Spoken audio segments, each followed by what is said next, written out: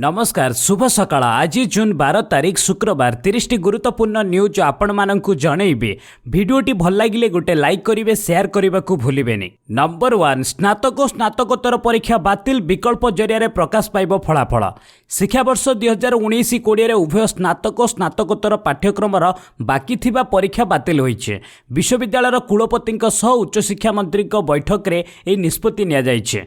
निष्पत्ति अनुसार उभय स्नातक और स्नातकोत्तर पाठ्यक्रम बाकी थिबा थियोरी और प्रैक्टिकल परीक्षा हेबो नाही। यूजीसी प्रस्ताव अनुसार विकल्प मूल्यांकन हेबो। एही विकल्प मूल्यांकन जरिया फलाफल प्रकाश पाइब। उच्च स्तरीय बैठक में अगस्ट मास शेष सुधा यूजी और पीजी फलाफल प्रकाश कराचिबा पई निष्पत्ति होइछे। निर्धारित विकल्प मूल्यांकन जरिया इंटरनल मार्क मिलिबो।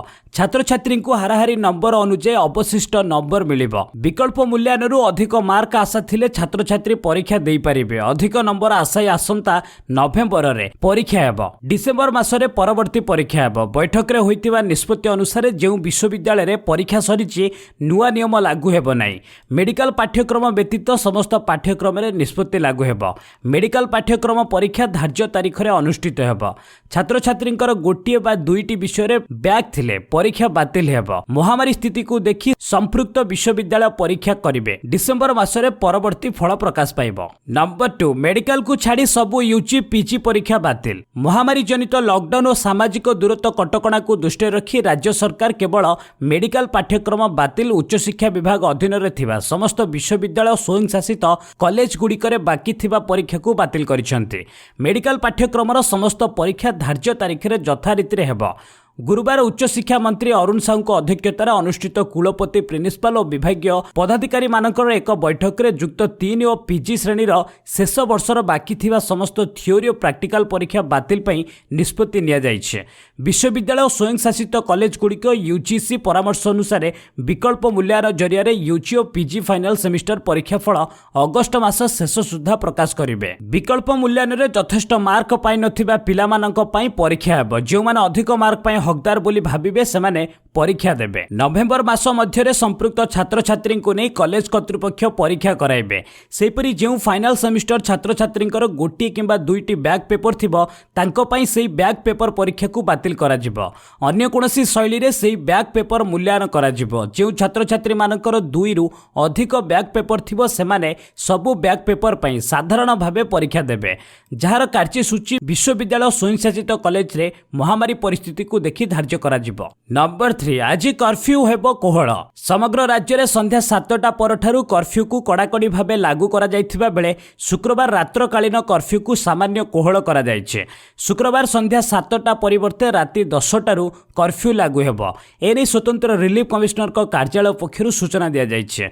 आसंता रविवार ठारु रज आरंभ होइतिबा बेले शनिवार और रविवार राज्यर 11टी जिल्ला रे लागू हेउची शटडाउन कटकणा। एहाकु दृष्टि रखी शुक्रवार कर्फ्यू कटकणा को राज्य सरकार सामान्य कोहळ करा जायथिबा जणा जायछे। नंबर 4 हाईकोर्ट विचारपति भावे शपथ नेले जस्टिस सावित्री रथ। महामारी पई निराडंबर भावे आयोजित शपथ ग्रहण उत्सव रे हाईकोर्टर विचारपति भावे शपथ नेले जस्टिस सावित्री रथ। कॉन्फ्रेंस हॉल रे तांकु शपथ पाठ कराइछन्ती मुख्य विचारपति। ओडिशा हाईकोर्ट रे मुख्य विचारपति को मिसई विचारपति संख्या 16 हैला। ओडिशा हाईकोर्ट रे आईनजीवी थिबा सावित्री रथ थिले। तांको नियुक्ति को सुप्रीम कोर्ट कॉलेजियम मीटिंग रे मंजूरी मिलिथिबा बेले राष्ट्रपति एथिरे मोहर मारिथिले। नंबर 5 रज पई कटकणा जारी। 2 दिन पर उपकूल ओडिशार गणपर्व रज हेले ही पर्व रे सामाजिक दूरता कटकणा गुरुतर प्रभावित होगा आशंका थिबारु सजाग होइछि प्रशासन। संभाव्य जनसमागम को दृष्टि रखी बरुणेई उग्रतारा बालीहरचंडी भली पीठरे रज पई 144 धारा लागू करा जायथिबा बेले केन्दुझर आसंता 16 तारीख जाए महोत्सव आयोजन उपरे संपूर्ण रोक लागिछे। अन्यपटे गोटे रज पई जीवन विपन्न न करी घरे रही रज पालिबाकू परामर्श दैछन्ती सरकार। केन्दुझर रे 11 रु 16 तारीख जाए रज दोली मेला और महोत्सव आदि रे रोक लागिछे। एही समय अत्यावश्यक जिनिस दुकान सकाळ 7टारु संध्या 7टा जाए खोला रहिबा बेले अन्य सब दुकान सकाळ 7टारु अपराह्न 2टा जाए खोला रहिबो। हेले जिल्ला रे गणपर्व को महामारी आଳରେ बंद करा जिबाकू नै जिल्ला रे तीव्र प्रतिक्रिया देखा दैछे। नंबर 6 महामारी पई सबुठारु विपज्जनक हेउची भीड़ और जनबहुलता कहिले सुब्रत बागचे। महामारी रो संक्रमण को व्यापक करने क्षेत्र में सबुठारु विपज्जनक हेउची भीड़ बा जन ଜନବହୁଳତା विश्वठारु आरंभ करी देश पर्यंत उपलब्ध थिबा तथ्य को अनुशीलन करबा परे ही एही सत्य सामना को आसीछि बोली कहिसंती राज्य महामारी मुख्य मुखपात्र सुब्रत बागचे। गुरुवार अपराह्न स्थानीय गीत गोविंद सदन ठारे राज्य सरकार पक्षरु आयोजित सांबादिक सम्मेलन में श्री बागची कहिसंती जे गुरुवार सकाळ सुद्धा समग्र देश में महामारी संक्रमितों संख्या 2,87,155 थिबा बेले मृतों संख्या 8,107 रही। तेबे सबुठु उद्वेगजनक विषय है विगत मात्र 7 दिन मध्य देश में महामारी आक्रांतों संख्या द्विगुणित होइछे। नंबर 7 पंचायती राज संस्था सदस्यों पारितोषिक वृद्धि कले राज्य सरकार। राज्य सरकार त्रिस्तरीय पंचायती राज संस्था गुड़िकर निर्वाचित सदस्यों पारितोषिक वृद्धि करिसेंते। पंचायती राज विभाग पक्षरु जारी होइतिबा विज्ञप्ति अनुसार पारितोषिक राशि वृद्धि कर 2020 एप्रिल 1 ठारू पिछला भावे लागू हेब। राज्य सरकार द्वारा पारितोषिक राशि वृद्धि कराजिबा परे ग्राम पंचायत पंचायत समिति और जिला परिषद को निर्वाचन जनप्रतिनिधि माने उपकृत हेबे। ग्राम पंचायतर नायब सरपंच मानकु आगरु 750 टंका मिलुथिबा बेले एबे 940 टंका मिलिबो। सरपंच माने 1880 टंका पाउथिबा बेले एबे एही राशि 2350 टंका होइछे। पंचायत समितिर निर्वाचित सदस्य माने आगकू 1880 टंका पारितोषिक राशि पाउथिबा बेले एबे राशि 2350 टंका होइछे। ब्लॉक उपाध्यक्ष माने मध्य आगरु 1880 टंका पाउथिबा बेले एबे 2350 टंका पाइबे। सेपरि ब्लॉक अध्यक्षक पारितोषिक राशि 2820 टंका होइथिबा बेले राज्य सरकार द्वारा निर्धारित होइतिबा राशि अनुसार से माने 3530 टंका पाइबे। जिला परिषद सदस्य माने आगरु पारितोषिक राशि भाबे 2820 टंका पाउथिले किंतु एबे से माने 3530 टंका पाइबे। जिला परिषद उपाध्यक्ष को पूर्वरु 5630 टंका मिलुथिला एबे या 7040 टंका होई जाइछि। सेपरि जिला परिषद अध्यक्ष मानकु राज्य सरकार 9380 टंका पारितोषिक राशि देबे। पूर्वरु या 7500 टंका थिला। नंबर 8 सुस्थ हेले 72 महामारी आक्रांत। राज्य रे गुरुवार 72 जन महामारी आक्रांत सुस्थ होइचंती। नूतन सुस्थ व्यक्ति को मिसाई राज्य रे मोट 2354 जन महामारी आक्रांत सुस्थ होइतिबा जणा पड़िछे। सुस्थ होइतिबा 72 जनक मध्यरु गंजामरु 17 जन, सोनपुरु 9 जन, बलांगीरु 7 जन, जगतसिंहपुरु 6 जन, कटक कलाहांडी और सुंदरगढ़ 5 जन लेखाए सुस्थ होइतिबा बेले बालेश्वर एवं मयूरभंजरु 4 जन लेखाए सुस्थ होइचंते। एहासो खोर्धा, कंधमाल, संबलपुरु 3 जन लेखाए सुस्थ होइतिबा सह झारसुगुड़ारु जणे सुस्थ होइतिबा नै सूचना दैछि स्वास्थ्य विभाग। गुरुवार राज्य में 14टी जिल्लारु नुआ 136 जन महामारी पॉजिटिव चिन्हट होइतिले। एहा फଳରେ एबे राज्य में मोट आक्रांतक संख्या 3386 को वृद्धि पाइथिला। एमानक भितरु 2 जन स्थानीय संक्रमित थिबा बेले अवशिष्ट 134 जन संगरोध केन्द्र बोली जना जाइछे। नंबर 9 एणिकी रास्ता पार्श्व रे गुपचुप और चाट खाइबा उपरे लागिला कटकणा। राजरास्ता रे एणिकी कोनोसी व्यवसायी गुपचुप और चाट को खाइबा लागि बिक्री करि पारिबे नै। चाट को खाइबा लागि बिक्री करि पारिबे नै। ग्राहक केवल घर को पार्सल नहीं पारिबे। महामारी संक्रमण को एडाइबा पई खोर्धा जिला प्रशासन पक्षरु फास्टफूड, जलखिया, गुपचुप, चाट और दहीबरा आलुदम व्यवसायी को एने सतर्क कर दिया जाइछे। महामारी नियम अनुसार मास्क पिंधि और सामाजिक दूरता रखी व्यवसायी माने केवल पार्सल दे पारिबे। दुकान निकट रे ग्राहक माने छिड़ा होई खाउथिबार नजर आसिले आईन अनुसार संपृक्त व्यवसायी विरोध में दृढ़ कार्यानुष्ठान ग्रहण करा जिबा सह जरिमाना आदाय कराजिबो बोली जिला प्रशासन पक्षरु स्पष्ट कर दिया जाइछे। नंबर 10 राज्य में सक्रिय है मौसुमी। गुरुवार सकाळे ओडिशा छुईची दक्षिण पश्चिम मौसुमी वायु। वर्तमान यह दक्षिण ओडिशार मालकानगिरी, कोरापुट, नवरंगपुर, रायगड़ा, गजपति और गंजाम जिला उपरे सक्रिय रहिबा सह आगकू अग्रसर हेउछि। आगामी 48 घंटा मध्य दक्षिण पश्चिम मौसुमी राज्यर अन्य किछि अंचल में अधिक सक्रिय हेबा पई अनुकूल परिस्थिति सृष्टि होइछि बोली गुरुवार अपराह्न भुवनेश्वर आंचलिक पाणीपाग विज्ञान केन्द्र पक्षरु जारी एक सूचना कुहाଯାଇଛି।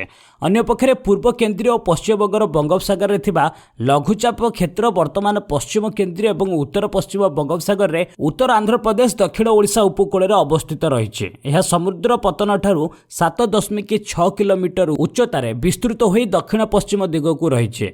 यह क्रमे पश्चिम उत्तर पश्चिम दिगकू गति करिबार संभावना अछि। नंबर 11 एनआईटी राउरकेला ओडिशार श्रेष्ठ शिक्षानुष्ठान। केंद्र मानव संबल मंत्रालय पक्षरु भारतीय शिक्षानुष्ठान गुड़िकर रैंकिंग प्रकाशित होइछे। एनआईआरएफ इंडिया रैंकिंग्स तालिकार ओडिशार 4टी शिक्षानुष्ठान स्थान पाइछे। एथिरे एनआईटी राउरकेला 32तम स्थान रहिछे। सेपरि इंजीनियरिंग शिक्षानुष्ठान रैंकिंग रे मध्य 16तम स्थान रही एनआईटी राउरकेला। ओभरऑल वर्ग रे भुवनेश्वर रे शिक्षा और अनुसंधान विश्वविद्यालय 38तम, किट 44तम एवं आईआईटी भुवनेश्वर 56तम स्थान रही।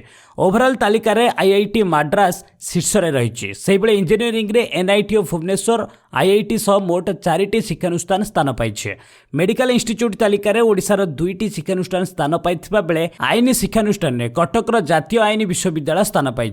नंबर 12 स्कूल रे नाम लेखाइबा पई एसओपी जारी कला विद्यालय और गणशिक्षा विभाग। स्कूल रे नाम लेखाइबा पई विद्यालय और गणशिक्षा विभाग एसओपी जारी करिछि। ए गाइडलाइन अनुसार स्कूल रे नाम लेखा जाई परिबो। नाम लेखाइबा समय महामारी नियमावली बाध्यतामूलक भावे पालन करा जिवो। सेपरि नाम लेखारु जेपरि कोनोसी छात्र छात्री बाद न पड़ती ता उपरे गुरुत्व दिया जिवो। विद्यालय रे ग्रेड 1 रु 8 जाए समस्त छात्र छात्री को परवर्ती श्रेणी को उत्तीर्ण करा जिवो। एथि सहित ग्रेड 9-10 रो छात्र छात्री केमिति उत्तीर्ण हेबे सेथिपై निर्देश दिया जाइछे। स्कूल भितरे उत्तीर्ण छात्र छात्री अथवा अभिभावक नाम लेखाइबा बेले सेमानकर उपस्थिति आवश्यकता नाही। नंबर 13 महामारी जोगु जून 30 जाए जामा मस्जिद बंद। महामारी संक्रमण आशंका दिल्ली स्थित देशर प्रसिद्ध जामा मस्जिद को आसंता 30 तारिख जाए बंद करने को निष्पत्ति होइछे। गुरुवार मध्यरात्रि परठारु सर्वसाधारणक पई मस्जिदर दरवाजा खोलिबो नाही। ए संक्रांत रे जामा मस्जिदर शाही इमाम सैयद अहमद बुखारी चिठी लेखि समस्त को अवगत कराइछन्ते। एहार अर्थ जून 30 जाए मस्जिद रे कोनोसी प्रकार लोके माने प्रार्थना करि परिबे नाही। दिल्ली रे महामारी संक्रमण बढ़ुथिबारु मस्जिद आसुथिबा लोके भी एथिरे संक्रमित हेबार आशंका रहिछे। समस्तक सुरक्षा दृष्टिरु शाही इमाम एभली निष्पत्ति नेछन्ते। नंबर 14 संरक्षण अधिकार मौलिक अधिकार नुहे कहले सुप्रीम कोर्ट। संरक्षण अधिकार मौलिक अधिकार नुहे बोली सुप्रीम कोर्ट कहते। गुरुवार तमिलनाडुर मेडिकल कॉलेज गुड़िकरे अन्य पछुआ वर्ग आशायी मानक लगी कोटा को नहीं दाखल होइतिबा पिटिशन शुणाणी समय सुप्रीम कोर्ट यह कहते। विचारपति एल नागेश्वर राय अध्यक्षतार गठित खंडपीठ कहते कौनसी संरक्षण अधिकार को मौलिक अधिकार कहुई पारिब नहीं। यह आजिर नाइन एथिपई कोटार लाभ प्रदान न करने कौनसी सांविधानिक अधिकार उल्लंघन बोली विवेचना करा जाय पारिबो नाही। नंबर 15 जून 15 रु लागू हेबनी संपूर्ण लॉकडाउन मिथ्या खबर प्रति सतर्क रहिबाकू परामर्श। देश में महामारी संक्रमण वृद्धि पाउथिबारु आगामी 15 तारिख रु पुणी थरे संपूर्ण लॉकडाउन लागू कराचिबो बोली सोशल मीडिया रे खबर भाइराल होइतिला। गृह मंत्रालय पक्षरु ए निष्पत्ति निया जायथिबा नै एक Hindi channel breaking news screenshot photo विभिन्न सोशल मीडिया रे प्रचारित होइतिला किंतु यह मिथ्या बोली सरकार पक्षरु स्पष्ट करा जायछि। पीआईबी फैक्ट चेक द्वारा एने देशवासी को अवगत करा जाउछि। यह मिथ्या बोली पीआईबी फैक्ट चेक रे कहा जायछि। नंबर 16 एलएसी विवाद समाधान लगी भारत और चीन मध्य सामरिक और कूटनैतिक स्तर में आलोचना जारी रही कहले वैदेशिक मंत्रालय। भारत चीन सीमा विवाद प्रसंग में गुरुवार भारतीय वैदेशिक मंत्रालय एक वक्तव्य जारी करिछे। द्विपाक्षिक संपर्क को आगक बढ़ाइबा सीमार शांति बजाय रखा जरूरी बोली मंत्रालय पक्षरु कहा जायछि। दुई देश मध्य मिलिटारी स्तरीय आलोचना किछि दिन पर भारतीय वैदेशिक मंत्रालयर एही बयान आसिछि। एथिरे कहा जायछि सीमार देखा देइथिबा विवाद शांतिपूर्ण समाधान पाई दुई देश मध्य मिलिटारी स्तरीय और कूटनैतिक स्तरीय आलोचना जारी रही। मंत्रालयर मुखपात्र अनुराग श्रीवास्तव कहते जे दुई देश मध्य विवादर शांतिपूर्ण समाधान पाई मिलिटारी स्तरीय कूटनैतिक स्तरीय आलोचना जारी रही। नंबर 17 भारत चीन सीमा निकट में चलता रास्ता निर्माण कार्य को त्वरान्वित करने भारी जंत्र नहीं अवतरण कला हेलिकॉप्टर।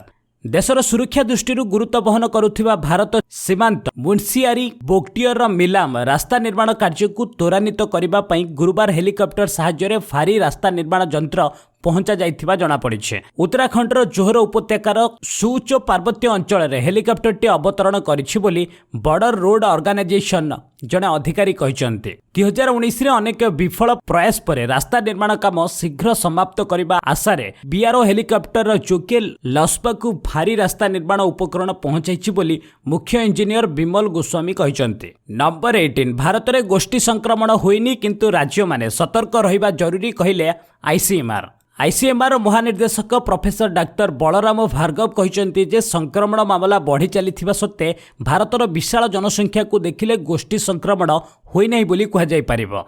देशर अधिकांश संक्रमण मामला अल्प केतोटी राज्य और सहर में सीमित होई रहिछे। तेबे राज्य माने सतर्क को कोहल न करी प्रभावी ढंगरे लॉकडाउन नियमावली को लागू करने आवश्यक बोली से स्वास्थ्य मंत्रालय सांबादिक सम्मेलन अवसर में कहते। नंबर 19 ए वर्ष उत्क्षेपण हेब नहीं मानव विहीन गगनयान। गगनयान प्रकल्पर प्रस्तुतिर अंशविशेष भाव प्रथम मानव विहीन महाकाशयान 2021 उत्क्षेपण करा। महामारी जनित संकट जोगु इसरो ही अभियान परिवर्तन करिथिबा जणा पड़िछि। ए मानव विहीन महाकाशयान ए वर्ष शेष आड़कू उत्क्षेपण हेबा पई स्थिर करा जायथिला। इसरोर जड़े वरिष्ठ वैज्ञानिक कहते आम पाखक आसीथिबा योजना अनुसार ए वर्षर समय सारणीर गगनयान कार्यक्रम मानव विहीन यान प्रसंग में उल्लेख करा जाय नाही। ए कार्यक्रम सारणी रे अन्यान्य कृत्रिम उपग्रह उत्क्षेपण प्रसंग में ध्यान दिया जायछे। नंबर 20 महामारी संकट को देशर प्रमुख परिवर्तन प्रवर्तक करने आवश्यक कहले प्रधानमंत्री मोदी। गुरुवार दिन इंडियन चैंबर ऑफ कॉमर्स 95तम वार्षिक पुनः अधिवेशन में उद्घाटनी भाषण दे प्रधानमंत्री नरेंद्र मोदी कहले जे समग्र देश महामारी विपक्ष में संग्राम चलाइथिबा सह अधिकांश आह्वान मुकाबिला करुथिबा बेले एही अवसर आसीछि। ए संकट को सुजोग रे परिणत करने को देशर समस्त नागरिक प्रतिज्ञाबद्ध।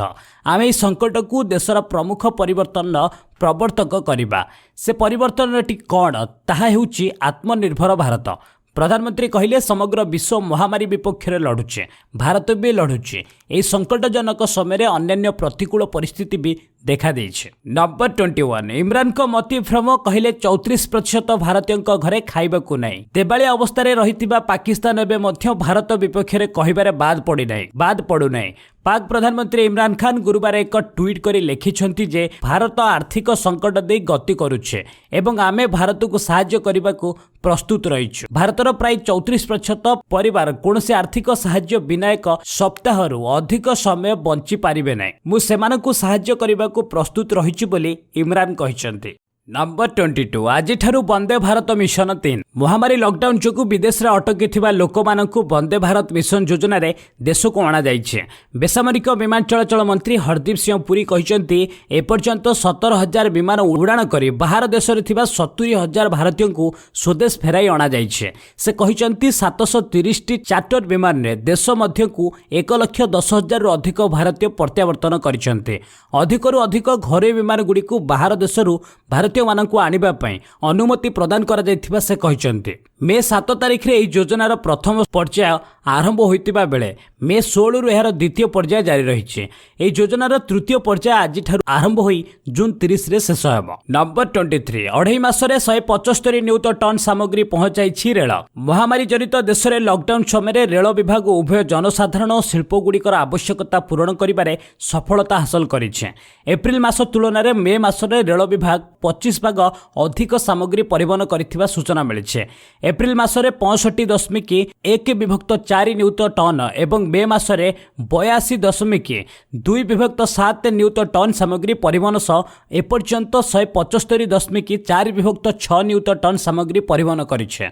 22 मार्च ठारू गुरुवार पर्यंत 3,871 टी पार्सल ट्रेन रे पाखापाखि 1,37,000 टन सामग्री सह औषधपत्र खाद्यशस्य और कृषिजात सामग्री निरविच्छिन्न भावे गंतव्य स्थल को पठा जाइछे। नंबर 24 महामारी लॉकडाउन समय बढ़ी पशु शिकार। महामारी लॉकडाउन समय पशु शिकार बहु परिमाण में वृद्धि पाई।